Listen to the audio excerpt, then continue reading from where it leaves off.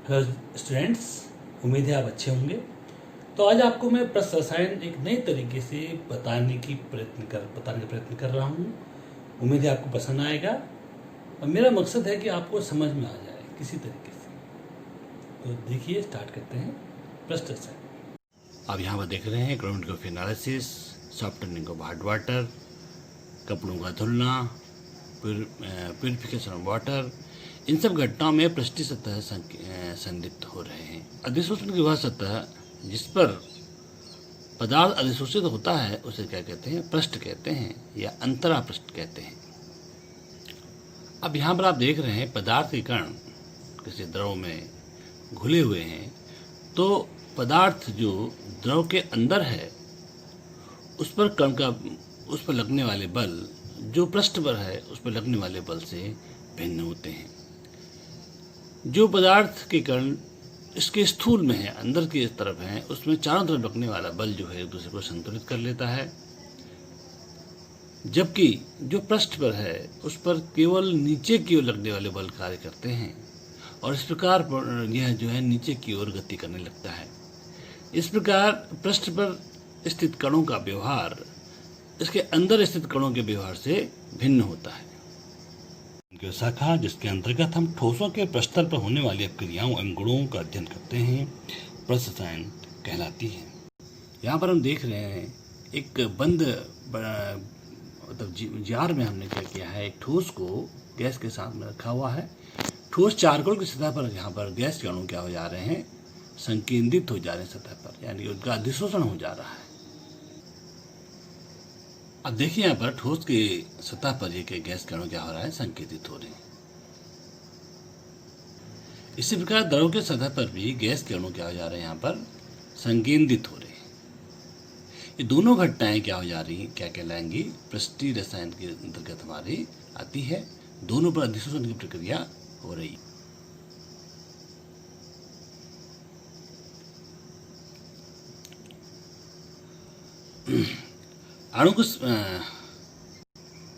अणुस्फीषित का वह भाग, सूक्ष्म अवस्था का भाग, जिस द्रवता ठोस की सतह पर अधिशोषित होता है उसे क्या बोलते हैं? हम अधिशोषक या एडजॉर्बेंट कहते हैं।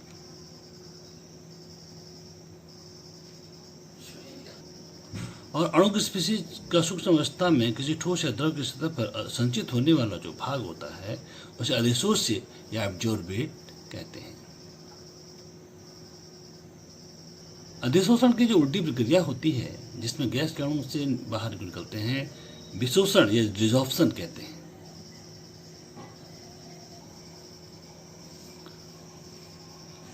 ताप बढ़ाकर या दाब कम करके इसे हम प्रक्रिया को कर सकते हैं।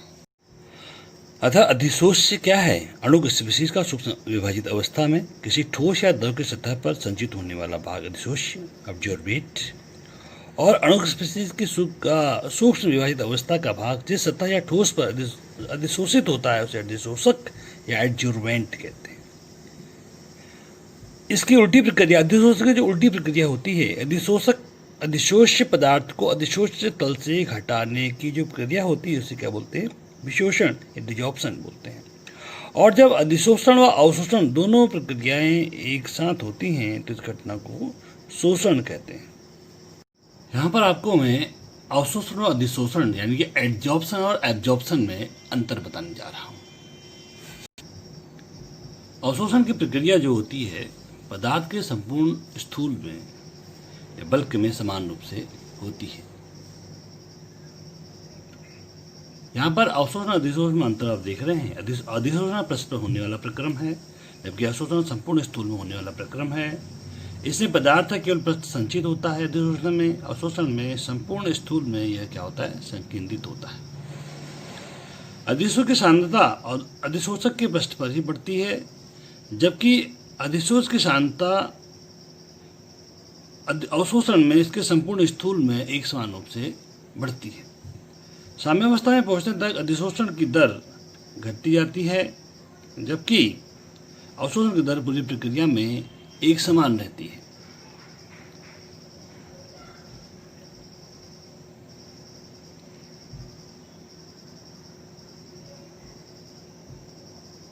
अधिशोषण अवशोषण दोनों का आप क्या कर रहे हैं, एग्जाम्पल देख रहे हैं। देखिए इसमें हमने नीली स्याही में हमने क्या किया है, चौक को डुबाया है, तो उसका जो पिगमेंट पार्ट है इसके सतह पर क्या हो जा रहे हैं, संचित हो जा रहे हैं। ये क्या हो रहा है, इसके अधिशोषण की प्रक्रिया यहाँ पर हमारे दिखाई दे रही है। जबकि इसके अंदर इसका जो भाग इसमें दिखाई दे रहा है, कुछ सॉल्वेंट का भाग, उसे क्या बोलते हैं, अवशोषण। देखिए आप इसमें अंदर कुछ भाग इसका लिक्विड भाग चला गया है, इसे अवशोषण बोलते हैं। और जो कलर्ड स्पीसीज में बाहर दिखाई दे रही है अभी, ये क्या है, इसका अधिशोषण की प्रक्रिया है। यहाँ पर अधिशोषक की सतह की मुक्त संयोजकताओं पर अधिशोषित होता है। ये अधिशोषक सतह पर समान रूप से नहीं होती। खुरदरी अंतराल पृष्ठ पर अधिशोषण सबसे अधिक होता है। अब यहाँ पर धनात्मक और ऋणात्मक अधिशोषण की बात हम तुम्हें बता रहे हैं। रासायनिक प्रक्रम में यदि अधिशोष्य पदार्थों की अधिक मात्रा अधिशोषित होती है तो धनात्मक, यदि कम होती है तो ऋणात्मक अधिशोषण कहते हैं। बच्चों, आपको यहाँ पर अधिशोषण क्रिया भी बता रहा हूँ। मैंने बताया था आपको, ठोस के पृष्ठ पर किसी गैस की 1 ग्राम मोल की अधिशोषण पर मुक्त ऊष्मा क्या बोलते हैं, अधिशोषण की ऊष्मा कहते हैं। यह सदैव ऋणात्मक होता है। इसको हम गिब्स फ्री एनर्जी के आधार पर समझते हैं। ये गिब्स इक्वेशन है, delta G equal to delta H minus T delta S. चूंकि अवशोषण क्या है, अधिशोषण क्या है, एक स्वतः होने वाली प्रक्रिया है। अधिशोषण क्या है, स्वतः होने वाली प्रक्रिया, स्वतः होने वाली प्रक्रिया है। इसका मतलब क्या होना चाहिए, डेल्टा जी होना चाहिए, नेगेटिव होना चाहिए। अब दूसरी बात कि अधिशोषण के पश्चात एंट्रोपी गैस की घट जाती है, अतः डेल्टा एस यहाँ पे क्या होता है, नेगेटिव होता है। जब डेल्टा एस नेगेटिव होगा तो टी डेल्टा एस का मान क्या हो जाएगा, पॉजिटिव हो जाएगा। अब चूंकि हमारा क्या है, जी क्या होना चाहिए, हमारा नेगेटिव होना चाहिए, इसलिए डेल्टा एच का मान क्या हो जाएगा, हमारे यहाँ पर नेगेटिव ही होगा, तभी हमारा ये प्रोसेस पॉसिबल होगा। यानी कि अधिशोषण की क्रिया में ऊष्मा हमारी निकलती है, ठीक है। और जब यहाँ पर delta H is equal to T delta S हो जाएगा, इस स्थिति में क्या होगा, डेल्टा जी जो है निगेटिव होगा, जीरो होगा। सॉरी, इसमें क्या होगा, डेल्टा जी क्या होगा, जीरो होगा। और इस अवस्था में अधिशोष्य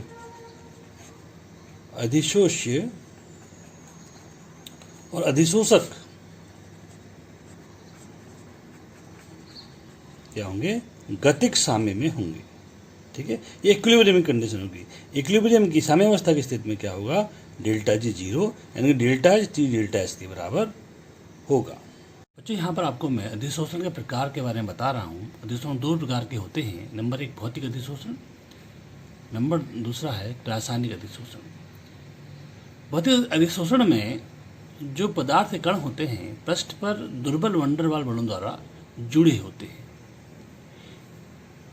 जो आपको पदार्थ के कण ऊपर दिखाई दे रहे हैं, ये इन्हें बोलते हैं अधिशोष्य। और जो सॉलिड सब्सटेंस का जो तल आपको दिखा दे रहा है, इसे बोलेंगे अधिशोषक।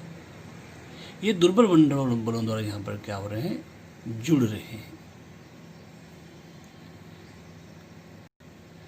रासायनिक अधिशोषण में ये जो डायहाइड्रोजन मॉलिक्यूल हैं आपस में पहले अलग होते हैं, फिर उसके बाद ये रासायनिक रूप से पृष्ठ सतह से क्या होते हैं, जुड़ते हैं। असल में भौतिक और रासायनिक अधिशोषण की प्रक्रिया साइमल्टेनियसली एक साथ होती है, जिसमें डिस्क्रिमिनेट करना थोड़ा सा टफ होता है। यहाँ पर मैं आपको भौतिक और रासायनिक अधिशोषण में अंतर बताने जा रहा हूँ। बच्चों, आपको मैं यहाँ पर भौतिक और रासायनिक अधिशोषण के बारे में बता रहा हूँ। भौतिक अधिशोषण दुर्बल वंडरवाल बलों द्वारा जुड़े होते हैं। ये काफ़ी दुर्बल होते हैं, ये ताप वृद्धि और दाब घटने के साथ टूट जाते हैं। जबकि रासायनिक अधिशोषण रासायनिक क्रिया द्वारा अधिशोषक पर जुड़े होते हैं और इस प्रकार जो पृष्ठ पर यौगिक बनता है इसे बोलते हैं पृष्ठ यौगिक। अब आपको भौतिक और रासायनिक अधिशोषण में अंतर बता रहा हूँ। यहाँ पर नंबर 1 बंध प्रकृति। भौतिक अधिशोषण दुर्बल वंडरवाल बलों द्वारा जुड़े होते हैं, जैसा अभी हमने बताया था। और रासायनिक अधिशोषण में रासायनिक बलों द्वारा अधिशोषक पर जुड़े होते हैं। उत्क्रमणीयता की बात करते हैं तो भौतिक अधिशोषण उत्क्रमणीय होते हैं जबकि रासायनिक अधिशोषण उत्क्रमणीय नहीं होते हैं। और भौतिक अधिशोषण में जो द्रवित हो जाने वाली गैसें होती हैं आसानी से, जैसे अमोनिया, HCl, CO2, ये आसानी से अधिशोषित हो जाते हैं। और वे पदार्थ जो अधिशोष से आसानी से क्रिया कर लेते हैं अधिशोषक से, वो जो है रासायनिक अधिशोषण करते हैं। अधिशोषण एक प्रकार की ऊष्मक्षेपी प्रक्रिया है। भौतिक अधिशोषण में काफ़ी कम ऊर्जा निकलती है, जबकि रासायनिक अधिशोषण में कंपैरेटिवली अधिक ऊर्जा निकलती है। अगला ताप है। ताप बढ़ाने पर भौतिक अधिशोषण घटता है, यानी विशोषण होता है, जबकि रासायनिक अधिशोषण की प्रक्रिया ताप बढ़ाने पर पहले बढ़ती है फिर घटती है। इसे हम ग्राफ द्वारा बाद में देखेंगे। सक्रियण ऊर्जा की जहाँ तक बात करते हैं, भौतिक अधिशोषण में सुप्रेक्ष सक्रियण ऊर्जा की आवश्यकता नहीं होती, जबकि रासायनिक अधिशोषण में कभी कभी उच्च सक्रियण ऊर्जा की आवश्यकता होती है। और ये जो अधिशोषण प्रक्रिया है पृष्ठीय फिनोमिना है, चाहे भौतिक हो चाहे रासायनिक हो, दोनों अधिशोषण अधिक पृष्ठीय क्षेत्रफल के साथ ज़्यादा होते हैं। और आणविक प्रकृति में परत की प्रकृति की यदि हम बात करते हैं तो भौतिक अधिशोषण बहु अणु परत वाली प्रक्रिया होती है, जबकि रासायनिक अधिशोषण एकाणुक परत वाली प्रक्रिया होती है।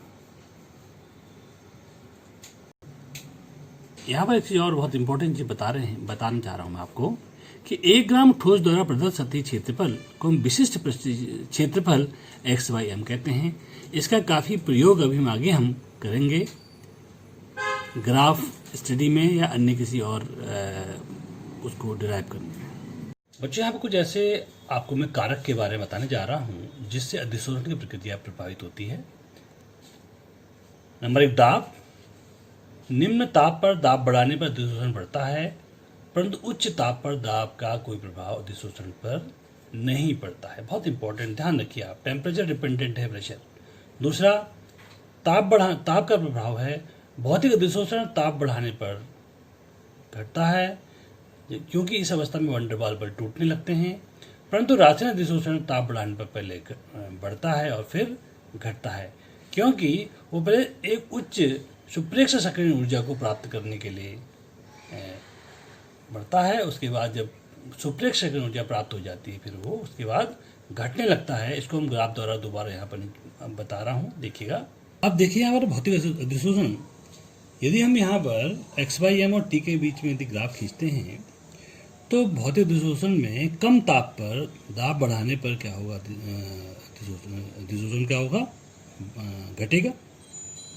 लेकिन टेम्परेचर की यदि बात करते हैं, ताप बढ़ाने पर क्या होता है, अधिशोषण हमारा घटने लगता है,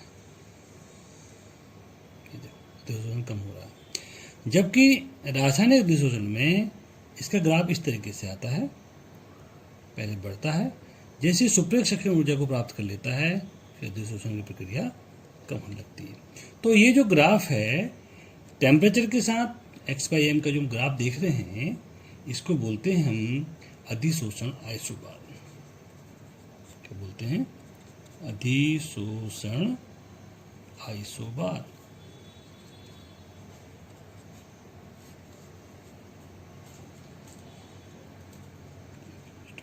तो जो अगला हम देख रहे हैं अधिशोष की प्रकृति।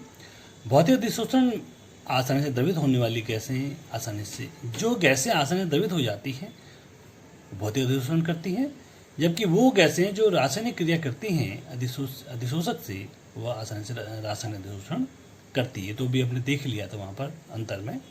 अधिशोषक की प्रकृति ऐसे पृष्ठ जिसका पृष्ठीय क्षेत्रफल अधिक होता है, क्योंकि हमें पता है कि क्या सरफेस फिनोमिना, पृष्ठीय फिनोमिना है। जितना अधिक पृष्ठीय क्षेत्रफल होगा वहाँ पर अधिशोषक उतना ही अधिक होगा। यानी खुरदुरी सतह में क्या होता है, पृष्ठीय क्षेत्रफल ज़्यादा होता है। यह चूर्ण अवस्था में जितना क्या होता है उसमें क्षेत्रफल, उसको कांटेक्ट के लिए क्षेत्रफल ज़्यादा मिलता है।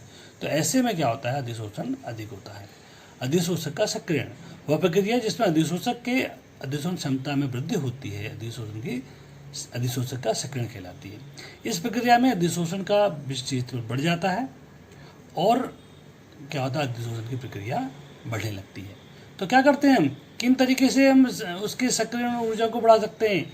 यदि हम पृष्ठ को खुरदरा कर दें या अधिशोषक को सूक्ष्म विभाजित कर दें, या अधिशोषक के सतह पर जो गैसें हैं जो बीच में हमें अवरोध पैदा कर रही हैं उनको हटा दें। तो इस तरीके से हम क्या करते हैं, अधिशोषण की सक्रिय क्षमता को हम क्या कर सकते हैं, बढ़ा सकते हैं। तो ये कुछ एक ऐसे कारण हैं जिनसे अधिशोषण की क्षमता प्रभावित होती है। ये देखिए, समतापी वक्र के बारे में बता रहा हूँ। यहाँ पर सेम टेम्परेचर पर विशिष्ट पृष्ठीय क्षेत्रफल और दाब के बीच में कर्व जो खींचते हैं, जो वक्र आता है उसे फ्रैडलिक समतापी वक्र कहते हैं। फ्रैडलिक ने सर्वप्रथम 1909 में अधिशोषक के इकाई द्रव्यमान और निश्चित ताप पर अधिशोषित गैस की मात्रा एवं दाब के बीच में वक्र दिखाया, जिसे फ्रैडलिक समतापी वक्र कहते हैं। इसमें क्या होता है, देखिए ये कर्व खींचा जा रहा है, यहाँ पर विशिष्ट पृष्ठीय क्षेत्रफल और प्रेशर के बीच में फिक्स टेम्परेचर पर, टेम्परेचर फिक्स है, कर्व खींचते हैं। तो इसके 3 पार्ट हैं। हम इसको कर्व ऐसा आता है, ऐसा आता है, ऐसा, फिर ऐसा। देखो इसके 3 पार्ट हैं, पहला पार्ट, दूसरा पार्ट और तीसरा पार्ट। ठीक है, 3 भागों में इस वक्र को हम क्या करते हैं, डिवाइड कर सकते हैं। तो ये जो है, यहाँ पर हमारा प्रेशर लो प्रेशर है, ये लो प्रेशर पर वाला रेंज है, ये मीडियम प्रेशर वाला रेंज है, और ये हमारा हाई प्रेशर वाला रेंज है। तो लो और मीडियम प्रेशर पर क्या होता है, जो लो प्रेशर पर क्या हो रहा है, x/m जो होता है डायरेक्ट प्रोपोर्शनल टू प्रेशर होता है, यानी कि यहाँ पर हमें सीधी रेखा प्राप्त हो रही है। ठीक है, और यहाँ पर इसको हम ऐसे कर सकते हैं, x/m = Kp⁻1। यहाँ पर K एक नियतांक है लो टेम्परेचर पर, और अधिक दाब पर यहाँ पर जहाँ से ये हमारा कांस्टेंट हो जा रहा है, इसे बोलते हैं साम्यावस्थिक दाब, इसे PS बोलते हैं, साम्यावस्थिक दाब बोलते हैं।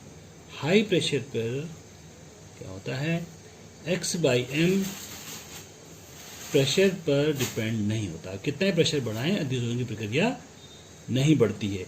तो यहाँ पर क्या हो जाएगा, x/m बराबर क्या आ जाएगा, K आ जाएगा, P⁻0। ठीक है, ये हमारा लो और हाई टेम्परेचर है।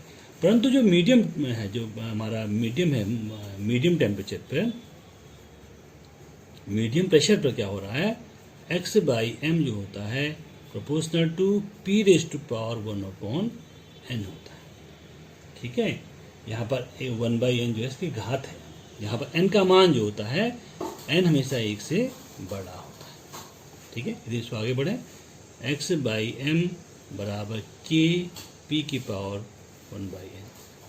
यहाँ पे n का कोई एक संख्या है, जिसको हम चरघातांकी सीरीज यहाँ पर दिखती है। यदि हम इसका, अभी ये समीकरण हमारे में आ गई, फ्रैडलिक समतापी MR पर एक इक्वेशन आ गया। यदि हम इसका लॉग लेते हैं, log ऑफ x/m बराबर log of K + 1/n log of P हो गया। यदि इसको हम थोड़ा सा वैसे कर लिख सकते हैं, इसको चेंज कर लेते हैं, ये क्या आ गया, log ऑफ x/m बराबर 1/n log of P plus का log ऑफ K। जैसा कि हम हर जगह आगे पहले से करते आ रहे हैं, यदि हम y बराबर mx + c से यदि तुलना करते हैं, mx + c से तुलना करते हैं, तो क्या होता है, y log of x/m y के कंपेरिजन में आ रहा है, x log p के कंपेरिजन में आ रहा है। यानी कि यदि हम log ऑफ x/m और log ऑफ p पे यदि कर्व खींचते हैं, तो हमें इस तरह सीधी रेखा मिलती है। और जो ये अंतःखंड इसमें कट रहा है, ये log k का मान रिप्रेजेंट होगा, और जो इसका ढाल है, ये जो इसकी प्रवणता है m, जिसकी प्रवणता ढाल आ रही है, वो क्या हो जाएगी, 1/n को क्या बताती है। ठीक है बच्चों, यदि अधिशोषण विलयन प्रावस्था में हो, यानी जब चारकोल को किसी रंगीन विलयन से गुजारते हैं, तो चारकोल की सतह पर अधिशोषण के कारण विलयन क्या हो जाता है, रंगहीन हो जाता है, यानी कि उसका कलर जो होता है उसमें अधिशोषित हो जाता है। तो इसमें अधिशोषण की सीमा ताप बढ़ने पर घटती है, अधिशोषक का पृष्ठ क्षेत्र बढ़ने पर बढ़ती है।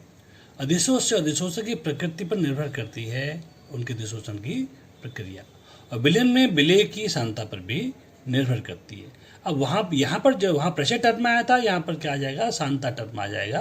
तो X by M equal to K series to power 1/n और log of X by N equal to 1/n log C plus log of K, जहाँ पर सी क्या है, सांता है। तो बिलियन प्रावस्था में हम अधिशोषण को इस प्रकार देखेंगे। बच्चों हमने इतना चैप्टर पढ़ लिया है। अब दैनिक जीवन में कहाँ कहाँ पर हम अधिशोषण की प्रक्रिया हो रही है, इसको छोटा सा मैंने बना रखा है। देखिए, नंबर 1, उच्च निर्वात उत्पन्न करने में, जहाँ पर निर्वात उच्च करना है, 4 कुल्ले गैस क्या करते हैं, गैस के अणुओं को अधिशोषित कर लेते हैं, निर्वात उत्पन्न हो जाता है। विभिन्न प्रकार की जितनी औषधियों की प्रक्रिया है, जितने भी हम दवाइयाँ लेते हैं, सब कॉलोइडल ये क्या फॉर्म में होती हैं, कॉलोइड से हम पढ़ेंगे आगे। ये हमारे क्या हो जाती हैं, अंदर हमारे ऑर्गन में अधिशोषित हो जाती हैं और हमें लाभ इसका मिलता है। गैस मास्क में, गैस जहाँ जहरीली गैसें होती हैं, जहरीली गैसों को अधिशोषित करने में गैस मास्क में काम आती हैं। कपड़े रंगने में, कपड़े का रंगना एक अधिशोषण प्रक्रिया है। आर्द्रता नियंत्रण, जहाँ पर सिलिका एल्युमिनियम जेल होता है। कुछ महंगे उपकरण होते हैं हमारे रसायन विज्ञान में, आप जब लैब में जाते हो तो डेसिकेटर होता है। डेसिकेटर में क्या करता है, एल्युमिना जेल हो जाता है। ये क्या करता है, वहाँ के हाई वाटर मॉलिक्यूल क्या करता है, अपने में अधिशोषित कर लेता है। इस बार अक्रिय गैसों का पृथक्करण करने में भी इसका हम प्रयोग करते हैं, क्योंकि हर एक गैस की अधिशोषण क्षमता अलग अलग होती है। झाग उत्प्लवन विधि में हम क्या करते हैं, वहाँ भी चीड़ का तेल झाग कारक में संग्रहित हो जाते हैं। इसको भी हम आगे देखेंगे ढंग से। आयतनात्मक विश्लेषण में, गुणात्मक विश्लेषण में भी अधिशोषण का काफ़ी प्रयोग होता है। शुष्क स्नेह के रूप में और विषमांगी उत्प्रेरक में उत्प्रेरक की सतह पर अधिशोषण प्रक्रिया में भी क्या करते हैं, अधिशोषण का काम करते हैं। अभी हम उत्प्रेरक पढ़ेंगे, तो उत्प्रेरण की जितनी भी क्रियाएं होती हैं, मैक्सिमम जो होती हैं एड्जॉर्प्शन की यानी अधिशोषण के द्वारा होती हैं। तो बच्चों ये आप देखिएगा, इसको आपने फिर अपने सेल्फ स्टडी कीजिएगा। जो भी आपको प्रॉब्लम आएगी आप मुझसे कंसर्न करेंगे। Thank you.